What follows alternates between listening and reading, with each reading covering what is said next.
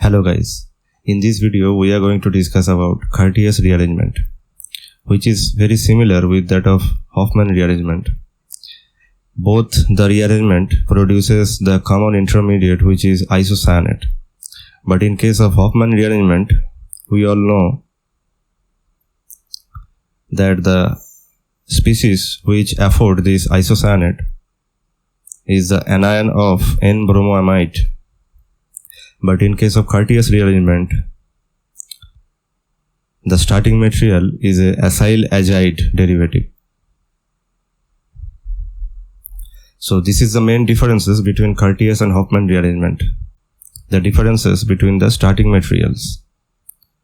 So before we begin the mechanistic discussion of Curtius rearrangement, first let us discuss how this acyl azide can be prepared. So acyl azide can be prepared from a carboxylic acid by initially transforming it into its corresponding acyl chloride. Then treatment with sodium azide will lead a displacement reaction, and eventually the acyl azide will form. Also, this acyl chloride can be reacted with hydrogen. Here also the hydrogen will displace the halide,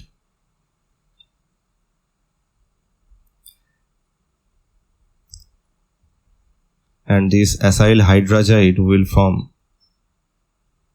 Then if one performs the diazotization reaction by reacting it with sodium nitrite in presence of HCl, we all know that these two produces NO plus as the active electrophile in the reaction mixture, which eventually attacks the available lone pair of a amine group, and finally it will produce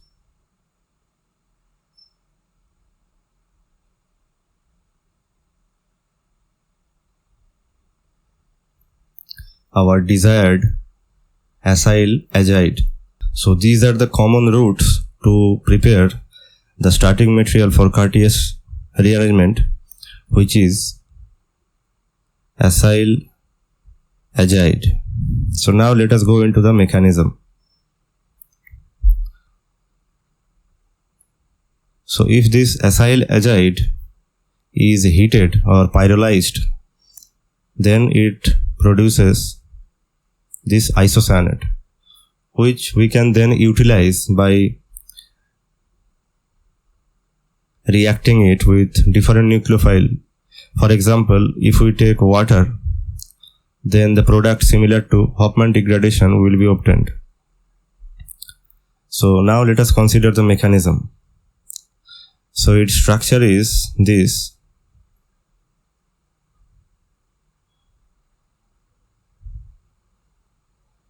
So here also N- will attack this carbonyl carbon center, and this R group will migrate to this nitrogen, and nitrogen gas will leave the system,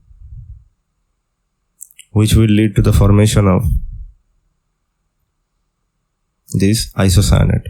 So the mechanistically it is very similar to Hofmann rearrangement. So after the formation of isocyanate, you can react it with different nucleophiles like ethanol, methanol, water, or any other nucleophile like amine to produce your desired products. So let us consider some examples which are interesting. So if we have this kind of alkyl azide, this carbon is tertiary, and if we perform the same heat treatment to this tertiary alkyl azide, then eventually this molecule is formed. The mechanism of this reaction is quite similar to the Curtius rearrangement. So these are the three alkyl groups.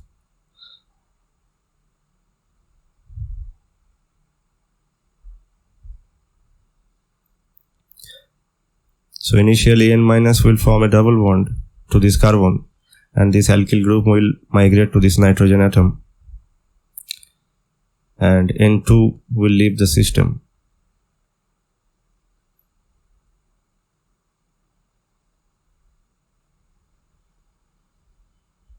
So you can see that the mechanism is quite similar to that of Curtius rearrangement or Hofmann rearrangement.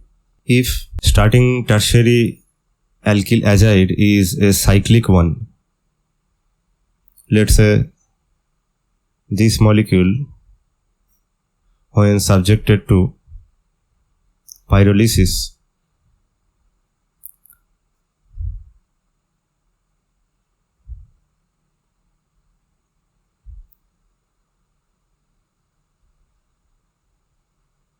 then this product is formed as a major compound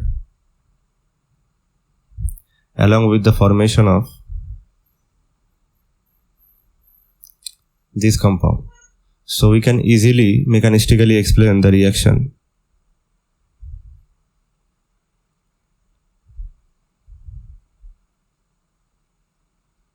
So first what happens is N- will form a double bond. This group will then migrate to this nitrogen, N2 will leave,